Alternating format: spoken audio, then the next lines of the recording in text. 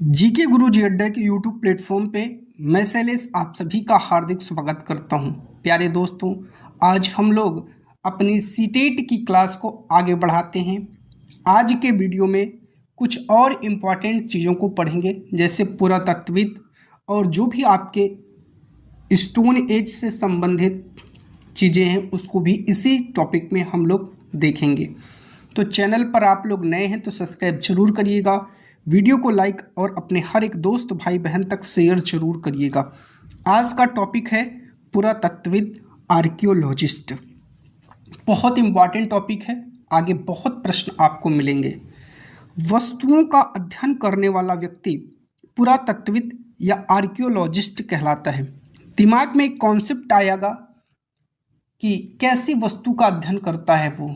जो ये प्रश्न आया आपके दिमाग में, आइए इसका उत्तर भी देखते हैं। कैसी वस्तुओं का अध्ययन करता है पुरातत्वविद? पत्थर और ईंट से बनी इमारतों के अवशेषों, चित्रों तथा मूर्तियों का अध्ययन करता है। 2 बार यहाँ से प्रश्न ज़्यादा बार रिपीट हुआ है। वे औजारों, हथियारों, बर्तनों, आभूषणों तथा सिक्कों की प्राप्ति के लिए छानबीन तथा खुदाई भी करते थे, याद रखिएगा। ठीक है, 2024 में यहाँ से प्रश्न बन चुका है। ठीक है, चलिए आगे बात करते हैं। पुरातत्वविद जानवरों, चिड़ियों, मछलियों की हड्डियाँ भी ढूंढते हैं। इससे उन्हें यह जानने में मदद मिलती है कि अतीत में लोग क्या खाते थे। इसके बारे में भी उनको बहुत ज़्यादा जानकारी मिलती है। अगला टॉपिक है दोस्तों, बहुत इंपॉर्टेंट टॉपिक है, आरंभिक मानव, अर्लीस्ट पीपल। ये इंपॉर्टेंट टॉपिक है और यहाँ से खूब प्रश्न सीटेट में बनते हैं। जो इस उपमहाद्वीप में 20 लाख साल पहले रहा करते थे, आज हम उन्हें आखेटक खाद्य संग्राहक, हंटर गैदर्स के नाम से जानते हैं। भोजन का इंतजाम करने की विधि के आधार पर उन्हें इस नाम से पुकारा जाता है।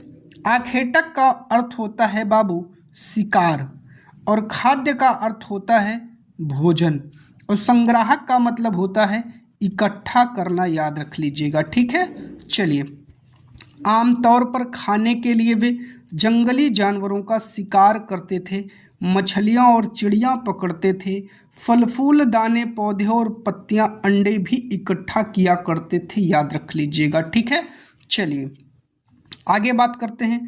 पत्थर के औजारों का उपयोग इंसान के खाने योग्य जड़ों को खोदने के लिए किया जाता था, और जानवरों की खाल से बने वस्त्रों को सिलने के लिए भी इसका उपयोग किया जाता था। एक एक लाइन बहुत अच्छे से समझिएगा। लोग गुफाओं में इसीलिए रहते थे क्योंकि यहाँ उन्हें बारिश, धूप और हवाओं से राहत मिलती थी। ये गुफाएं नर्मदा घाटी के पास है। 5 बार से ज़्यादा बार इस पर क्वेश्चन पूछा जा चुका है सीटेट में, जरूर याद रख लीजिएगा। पूरा स्थल उस स्थान को कहते हैं जहां औजारों, बर्तनों और इमारतों जैसी वस्तुओं के अवशेष मिले हैं। 5+ बार रिपीटेड प्रश्न इस पर भी बना है, याद रख लीजिएगा। ठीक है, चलिए सबसे पहले बात करते हैं दोस्तों पूरा पाषाण काल, द पैलियोलिथिक एज। ठीक है, चलिए इसका समय बहुत इंपॉर्टेंट है। इसका समय है 20 लाख साल पहले से 12,000 साल पहले तक का, याद रख लीजिएगा दोस्तों। यह 2 शब्दों पुरा यानी प्राचीन और पाषाण यानी पत्थर से बना है। इस काल को भी 3 भागों में विभाजित किया गया है, आरंभिक, मध्य और उत्तर पुरा पाषाण काल। 5+ बार रिपीटेड प्रश्न इस पर भी बने हैं, याद रख लीजिएगा। और सबसे ज़्यादा तो 10 बार पूछा गया है। मानव इतिहास की लगभग 99% कहानी इसी काल में घटित हुई है, याद रख लीजिएगा। इस टॉपिक पर 10 बार से ज़्यादा प्रश्न बना है। अगला है दोस्तों मध्य पाषाण युग, जिसे हम लोग मीजोलिथिक या मिडिल स्टोन एज भी बोलते हैं। चलिए, जिस काल में हमें पर्यावरणीय बदलाव मिलते हैं उसे मेसोलिथ यानी मध्य पाषाण युग कहा गया है। 10 बार से ज़्यादा बार इस पर सीटेट प्रश्न बना चुका है। इसका समय लगभग 12,000 साल पहले से लेकर 10,000 साल पहले तक माना गया है। इस काल के पाषाण औजार आमतौर पर बहुत छोटे होते थे, इसीलिए उन्हें माइक्रोलिथ यानी लघु पाषाण कहा जाता था। याद रख लीजिएगा, ये भी कम से कम 5 बार से ज़्यादा बार क्वेश्चन इस पर बन चुका है। प्रायः इन औजारों में हड्डियां, लकड़ियों के मूठे लगे हंसिया आदि जैसे औजार मिलते थे। साथ साथ पुरा पाषाण युग वाले औजार भी इसी दौरान बनाए जाते रहे हैं। याद रख लीजिएगा। लास्ट टॉपिक इसका है दोस्तों नव पाषाण युग, नियोलिथिक एज। युग को बोलते हैं एज, ठीक है। चलिए, अगले युग की शुरुआत लगभग 10,000 साल पहले से होती है।